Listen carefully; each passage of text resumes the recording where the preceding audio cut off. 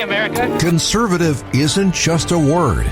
It's a movement, a way of life, a set of values that emphasizes our right to life, liberty, and the pursuit of happiness. Liberty and freedom have to be more than just words. The Conservative Roundtable discusses the conservative movement at the local, state, and national level. Here's your host, Ralph Larigo, chairman of the Erie County Conservative Party on 1270 The Patriot. Good morning, everyone. Well, we have a great show for you today. We have in studio Russ Gugino, we have Bob Davis, and we have the go-to guy, Tom Reynolds. So former Congressman Tom Reynolds is here with us today to talk about a lot of different things that we'll go into in a little bit. We're going to have Sheriff John Garcia in the second hour. So, first of all, let me tell you a little bit about Tom. So, I got to meet Tom back in 1981. So, I've known Tom now for 44 years. So, Tom actually was born in Pennsylvania. He served, though, he got here when he was a child still in Buffalo. And then he served in the New York Air National Guard from 1970 to 1976. He was elected councilman in the town of Concord in 1974.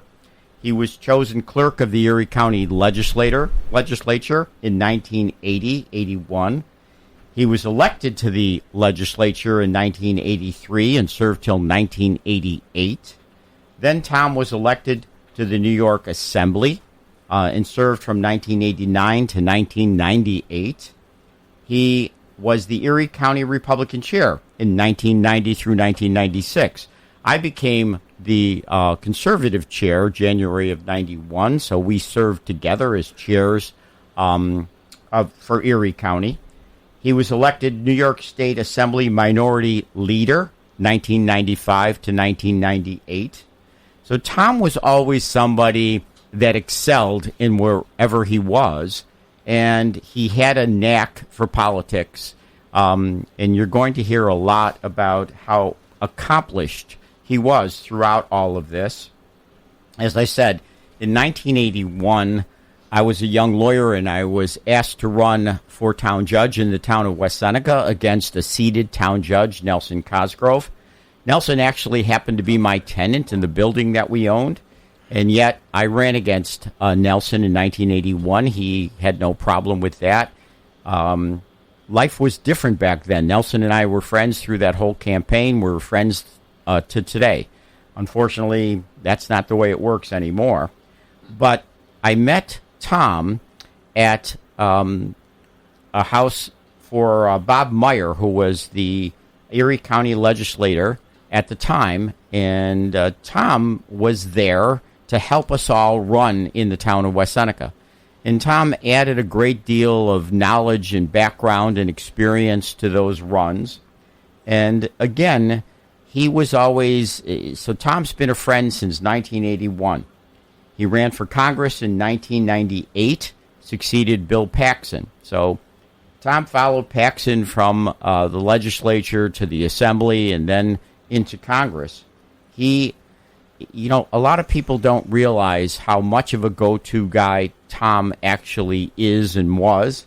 He secured over $500 million in federal funding for his district during his term in Congress. Tom also was reelected 5 different times and then retired January of 2009. He was chairman, though, of the National Republican Congressional Committee from 2003 to 2006, helping elect Republicans not just here locally in Western New York, but all over the country. So, Tom, I've given a little bit about the background. Tell us a little bit more about your early life, how you got involved in all of this. Well, Ralph, I just got to thank you for that introduction. My mother and father, my father would have enjoyed it. My mother would have believed all that. It's funny. I was just very attracted to politics, even in college. I mean, as I'm sitting next to my friend Bob Davis, we were both about in our early 20s when we met each other at the Nassau Coliseum for the New York State Republican Convention for Malcolm Wilson and that slate back then. And Bob came down with his father, and I was there with my boss, Ron Tills, who was then in the assembly.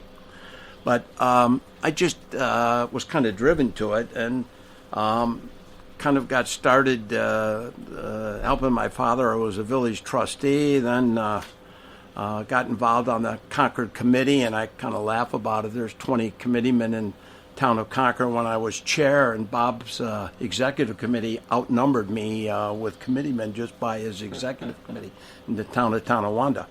So from there, I just then got involved with a new assembly district in 1972 when I was home from college, and that was Ron Tills. He brought me into his operation of the assembly, and when we traveled back and forth to Albany when the Republicans actually held the assembly and before the 1974 election. And then finally I ran when I was 23 for the Concord Town Board. And probably had I known then what I figured out after the election, the guy I actually beat was related to half the town of Concord. And I had to get a heck of a turnout, and that was a combination of Republicans. I went to find the Conservative Party from Springville when George Vossler was chair to get the endorsement, and then my peers were mostly liberal college kids. If they were home, I got them registered to vote, and that combination got started, and I had, 16 elections, and unindicted and unelected. I was in good shape. So Ron Tills, when did you meet Ron, and how did he get you really involved? Well, my father was a village trustee, and Tills ran meetings in Albany where the elected officials would come down. And so he was going to pick up new territory, which was southern Erie County, because he represented a very marginal district that went from Evans through Lackawanna, Hamburg, Orchard Park, up into Lancaster and Depew. And so my father said, geez, my son's home, and he's getting involved in the business side, and it seems to be staying here, so you ought to get involved. So I kind of just got started with that and helping him as a volunteer in the race, and it kind of went from there. And so that was before you ran for... yeah, I mean, actually, I got a little advice from him on how to do the race right. So when... my opponent was an incumbent, as I said. He was on the town board, and of course, Republican town back then, as it is now. And I said, you don't have any problem. I said, if it's so easy, why is he there? And I got to go beat him. I mean, something's happening here. So that's how we got started. So how did you get to the Erie County legislature as clerk? And Victor Farley was a chair who was a mentor to both Bob and I. And one time he approached me, would you be interested? You always have to listen carefully to Victor or somebody. Are you interested in a part-time job in a county legislature staff? Well, so I said, sure, I'll be happy to look at it. And I looked at it because I wasn't exactly sure what the clerk did.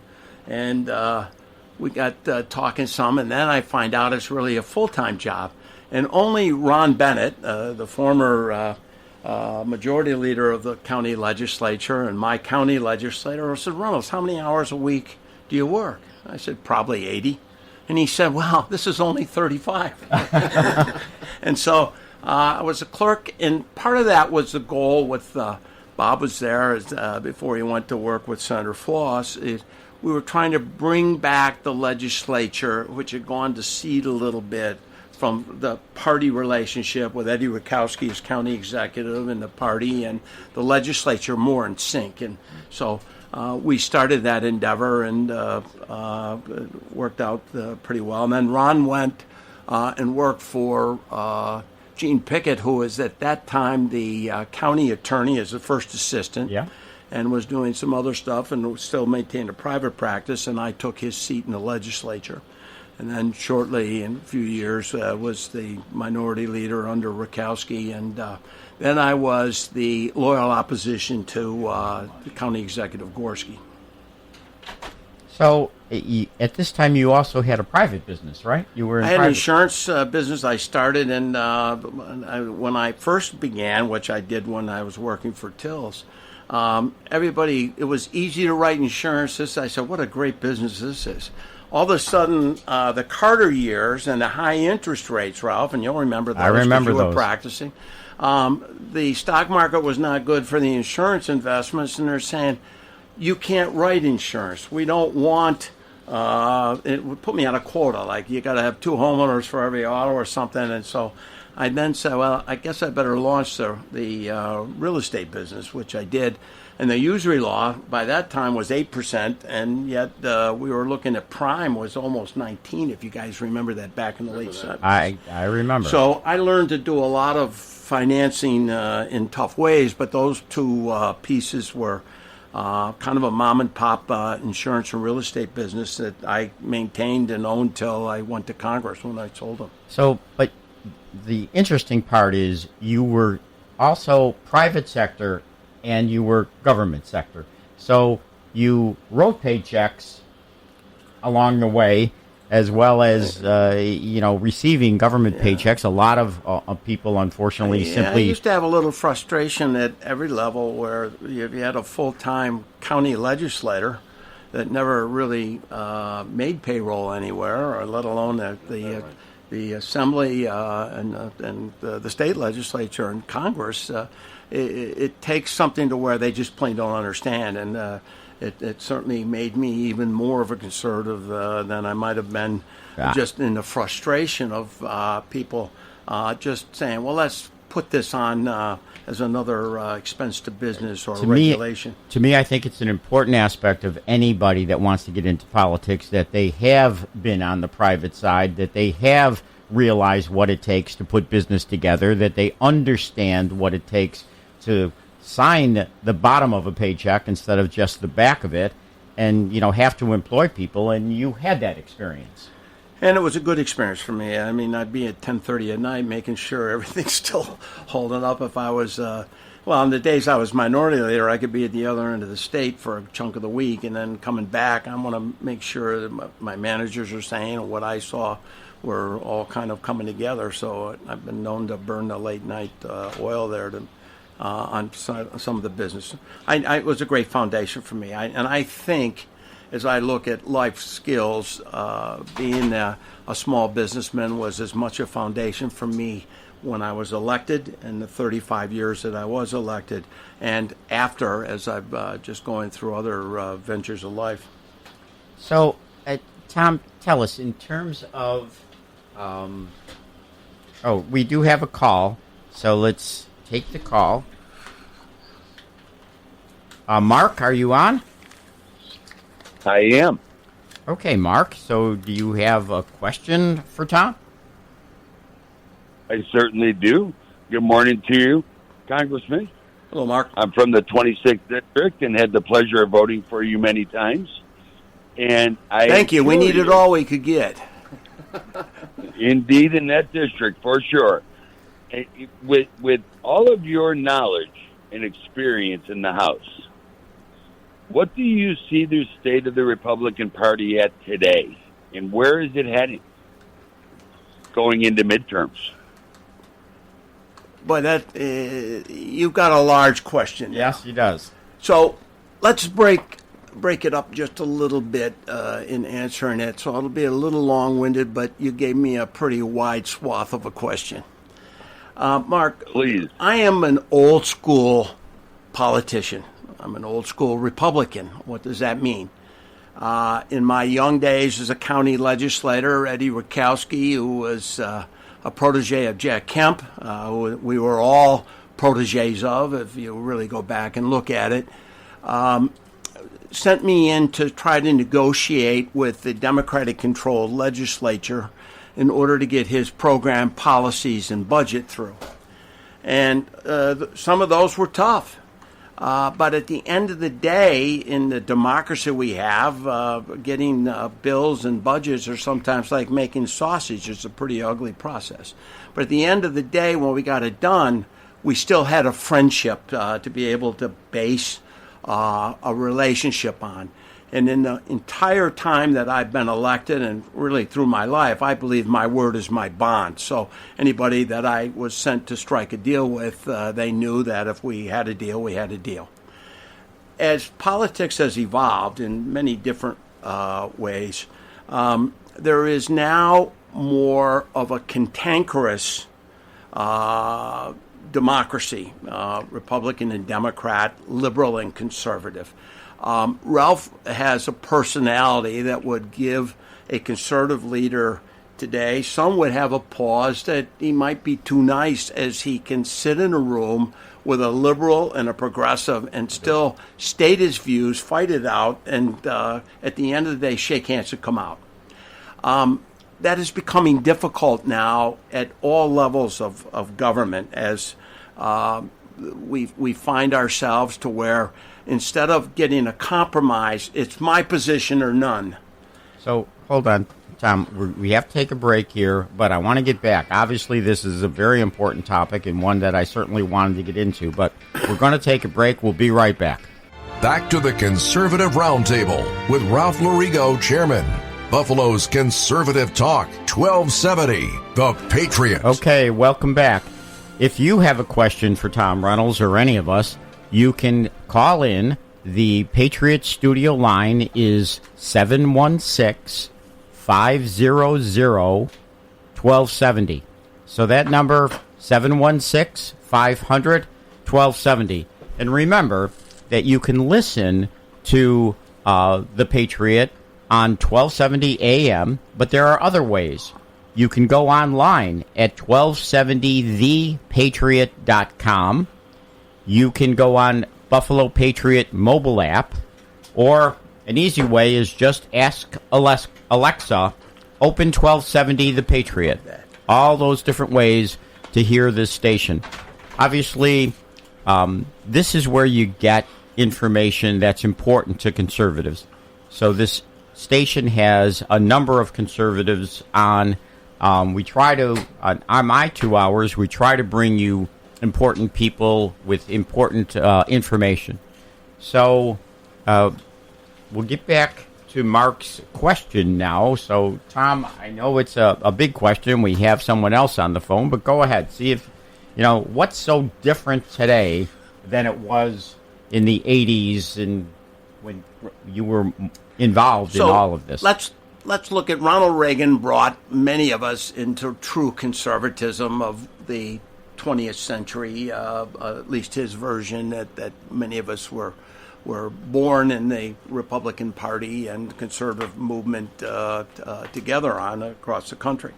And that existed all through my tenure of Congress. You either kind of subscribed to a Reagan philosophy or you were on the other side of the aisle for the most part. And I think of former Vice President Mike Pence, who was certainly a champion from Indianapolis area on both, ironically, both of former President Reagan, but also of Jack Kemp. So what we have seen in the change of, first of all, conservative talk radio, and I just have to thank the Patriot for being what it is, because conservative talk radio, in my opinion, saved the conservative movement in this country when we had some dark hours of this, partly because the Democrats wanted to wipe out the opportunity to see the type of conservative programming that was coming just in radio. When I was retiring from the House, Twitter was emerging. Today, it is a staple of any political player, whether they're Republican or Democrat. That has helped us in the social media expand our bandwidth, quite frankly, along with the internet and other aspects. So all of that has brought now an opportunity of tools of some of the best practitioners I've ever seen. And when I was in college as a marketing major, I used to think that Procter & Gamble was the best brander of products. Today, it is one Donald J. Trump, who has branded our party, has made it America First, begun to reposition this and say, we can't keep going like this. And there are a lot from the media to the left that wants to just keep going as it is. And the president has said, and he's got a Congress working with him, and they're either working with him because they support him entirely, or, as I used to say in politics, is fair in friendship. He's also amassed $275 million to date for a super PAC outside to both help the warriors that are getting this agenda done for Trump, but also to take on those that aren't, and that's both Democrats. And I suspect in Kentucky, Congressman Massey is going to know that when Trump threatens he'll do something, he will. So getting back to that, Mark, what is happening, there is a lot of resistance to the president and what his agenda has been since 2017. And when he came back into office in 2021, he had not only won the Electoral College, he won the popular vote. And he's saying, I have prepared and by his supporters the type of stuff that gave him an immediate chance to transition government like immediately. And I haven't seen that done by anyone. That has given the type of result where we're seeing. So 2026, there is no guarantee that the Republicans will hold the House or the Senate. But I can tell you this, the president is not only focused on completing the agenda in this first 2 years that he set out to do, but he is committed to keeping the United States Senate under Republican leadership of John Thune and keeping the House of Representatives with a 5-seat overlay where the Speaker, Speaker Johnson, is saying, we think we can even add some seats. And so we've seen a lot of doubting people, and yet Trump has moved this party into the position of what you're seeing today, and it is not meeting a smooth time with the Democrats. They are really leaderless, and quite frankly, they don't have the issues. They're trying to figure out just exactly what to say and do in order to be a relevant, loyal opposition. And you're seeing that now, and that makes some of the questions. Why is all this turmoil? So, Tom, I met Trump in 2014. So Nick Langworthy, myself, Mike Caputo went to Trump Tower to try to convince him to run for governor against Andrew Cuomo. So I sat across the desk from him, but what you realize when you go into Trump Tower to the top floor to where his offices were, that this is the master of branding. He knows how to brand. This is what he's done. This is how he's been successful. So the first thing I noticed when I walked into their suite of offices is there are pictures of Trump everywhere. But they're not just, photos. I mean, they're magazine cover pictures. He, to his successes. And so we then met in his office.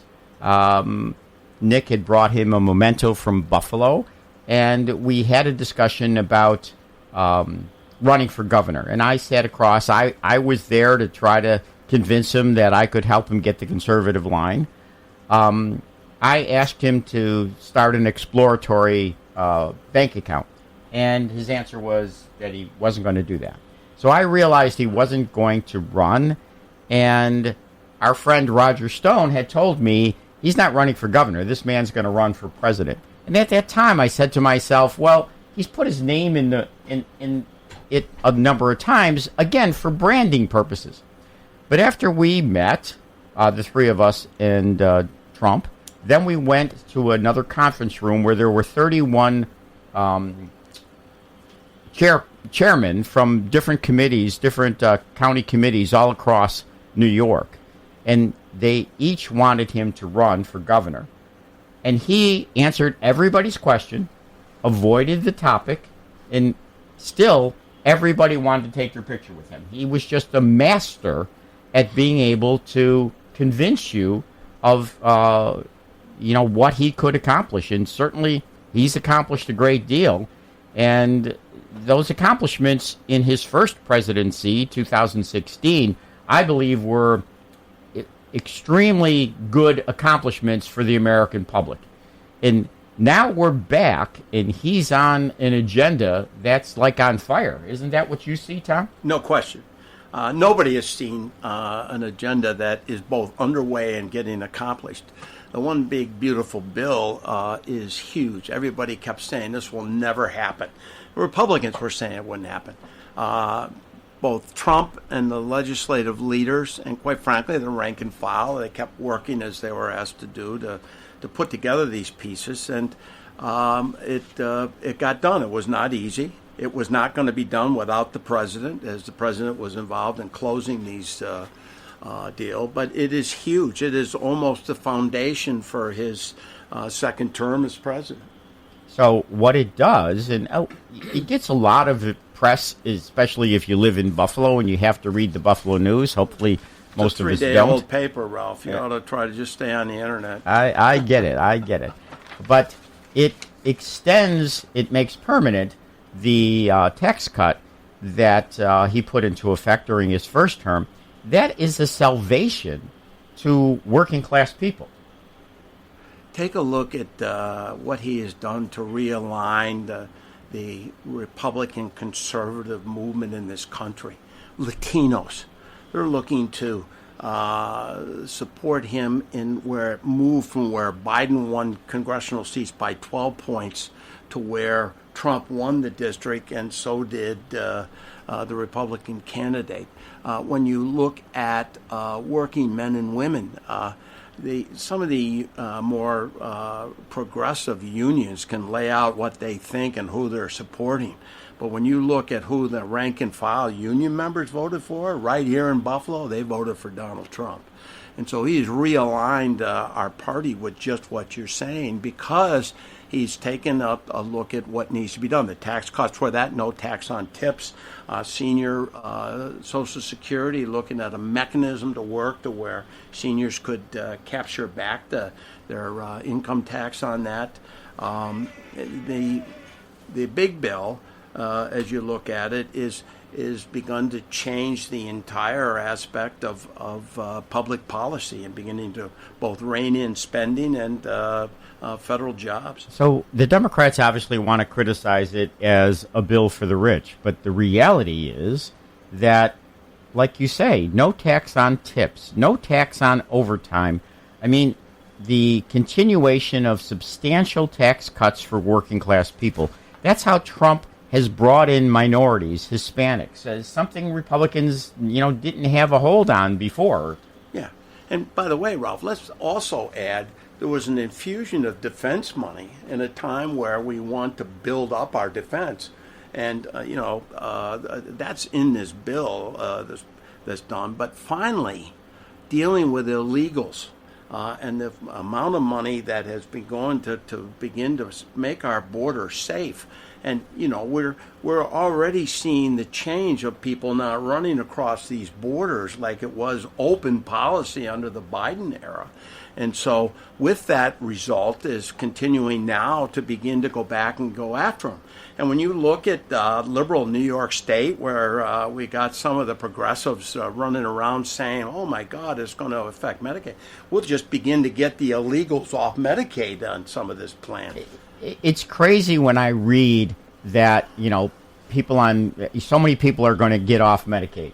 The fact of the matter is that if you do not have any children, you're capable of working, who believes that those people shouldn't attempt to go get a job? And those are the people that are going to go off Medicaid because they're able-bodied people who should be part of our working society.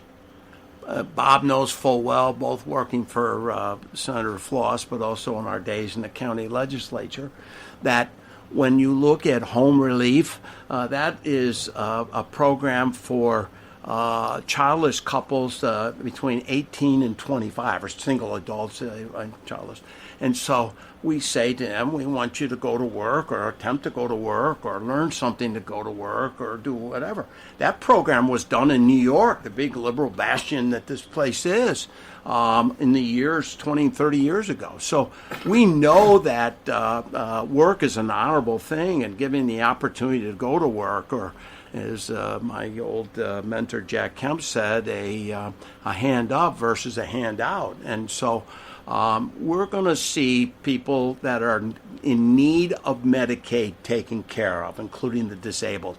And quite frankly, the conservative movement and the Republican Party needs to rise up and begin to learn what's in this bill.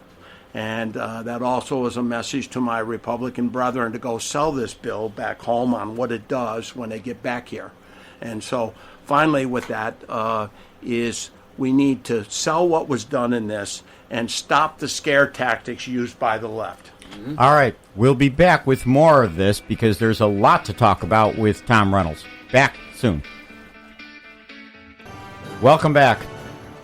We do have Dr. John Long on the phone. He's got a question or a comment for Tom. We appreciated you and your conversation with us last week, John. So go ahead. What's your question for Tom? I enjoyed being with you last week, and I want to thank you for the great work that you're doing for the conservative cause. Well, thank you. My question is, I've been deeply concerned, as most people know, I've been a grassroots expertise guy, and I've been deeply concerned about the growth of the Republican Party. What do you think is the future of the Republican Party on both the national and the local levels? Well, John, when I think of John Long, there's a lot of things I think about. World War II veteran, chiropractor, but I think of him as the town of Tonawanda Republican warrior, as chair and a mentor for Bob Davis, who's sitting to my left as he succeeded you. But also the party building that you were about for both County Executive Ed Rath, who in my older age now, those who taught me were taught by the Ed Rath and John Long era of Republican politics. I think our future's bright. I've seen us when we've lost elections where people say our party is doomed and it's over at the national level. Take a look where we are. We hold the House, we hold the Senate, and most importantly, we hold the presidency. When you look around state capitals, we have the majority of governors. We have, I believe, 62 of the 99 legislative chambers are held by Republicans. And when you look here, yes, this is a Democratic county, but it's a county that you were part of when we elected George Pataki in 2004 when people said it couldn't be done. It elected Jack Quinn when it was a Henry Nowak designed seat. It elected county legislators. It has elected Dennis Vaco statewide, and we haven't seen Republicans since then. And it came from Erie County. And so when I look at the rebuilding, it just makes me happy to see Cheektowaga and the Republican strength it has. It is exciting to watch what Bob Davis is doing in the town of Amherst, bringing back the fundamental principles that you taught him. And also, we have hope that the South towns continue in this type of strength.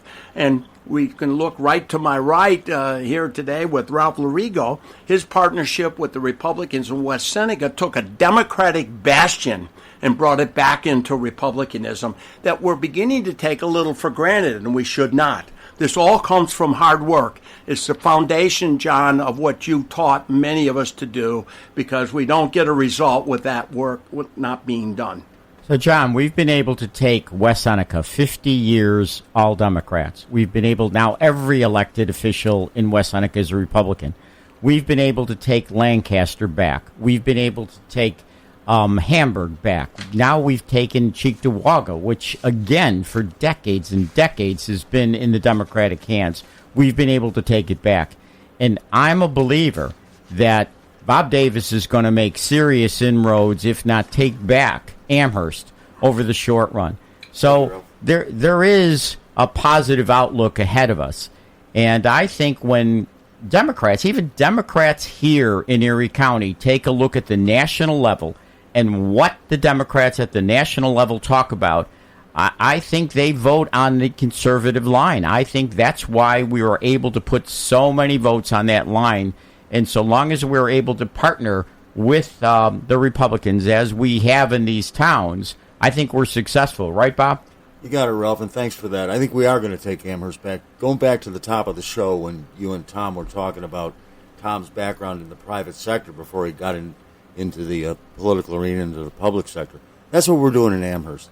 Dan Gagliardo is our candidate for supervisor, and Dan's a small businessman, a very, very successful small businessman. He now owns Devolio restaurants in Amherst and Williamsville, 3 locations, and prior to that he had 2 other businesses that were very successful.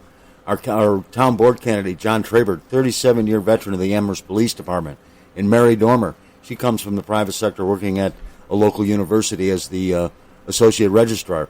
So that's what we're doing in Amherst. We're giving the voters of Amherst an opportunity to elect people that have, been in the private sector. You take a look at the Democrats in the town of Amherst. Did you know, Ralph, 3 of the town board members, including the deputy supervisor who's running for supervisor, 3 of the town board members work for Mark Poloncarz. They're political appointees. They get a county check, and they get a check from the town of Amherst for town board members. Where's their loyalty? Where's their dedication? Is Mark Poloncarz running the town of Amherst? I think he is, because 3 of the 5 votes on the town board, Mark Poloncarz owns. And we're going to make a difference by putting private sector people into town government in Amherst and stop this crazy spending. They're $200 million in debt. That, when you take that over a 20 or 30-year bond period, that's $500,000. Who's going to pay that? It's not going to be us. It's not going to be our grandkids. It's going to be our great-great-grandkids that are going to pay that bill off. They're spending $180 million a year in the budget. And let's not forget, they raised taxes right after the last local election, 11.4%. They're taxing, they're spending. It sounds like the Democrats in Washington before Donald Trump came along. It's good training. Yeah, clearly, our forefathers meant politics to be public service. They expected that people who worked in the economy, who knew how to write paychecks, who knew how to build business, they expected that they would do public service at some point in their life and serve. And, I still think that model is the good model. But, we're faced with today's politics. Now, Texas redistricting, Tom. Tell me a little bit about, so Texas wants to redistrict, and so now Kathy Hochul thinks she can change New York to get rid of some Republican congressman. What's going on there? The governor needs to read the Constitution so that she actually understands what she can and cannot do, even as the all-powerful governor of the state of New York. So Texas redistricting has a provision where they can do mid-cycle of the 10-year recycling. The president has said, I think there's 5 seats here based on my results and based on congressional results, and they're immense Latino support that even mushroomed beyond whatever George W. Bush had, both as governor and as president. And I know a little something about it because I was with Tom DeLay doing 2004 redistricting in Texas, and as he was indicted by a kind of a terrible type of indictment out of Austin that he ultimately won, I ended up down there working through those seats. And so they have the opportunity. Greg Abbott, as governor, called them back into session.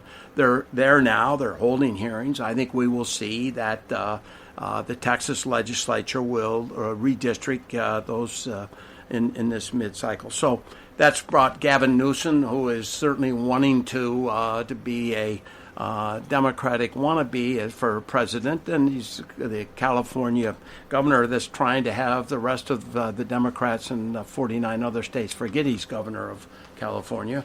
But he's saying we'll do something there. Well, that's a citizen piece there. He can't uncouple that without a mammoth spending piece, and I know the players that put together that constitutional change there that made it a independent commission.